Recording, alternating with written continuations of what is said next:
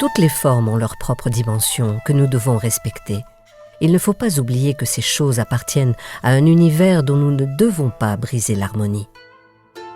Hokusai a beaucoup écrit sur la composition, l'équilibre des formes et des proportions.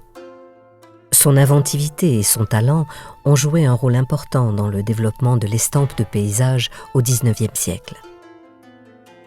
Avec la série 36 vues du mont Fuji, l'artiste entame une longue méditation sur la montagne volcanique sacrée, associée à une divinité du feu et objet de culte depuis le 8e siècle.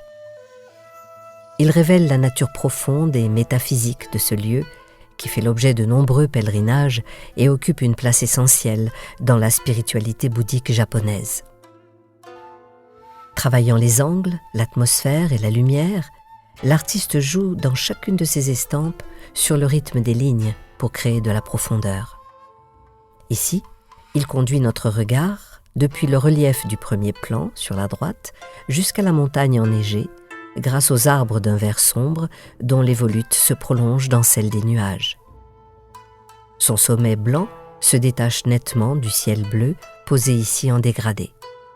C'est le bleu de Prusse, importé de la Hollande depuis 1820, qui permet d'obtenir une teinte si profonde.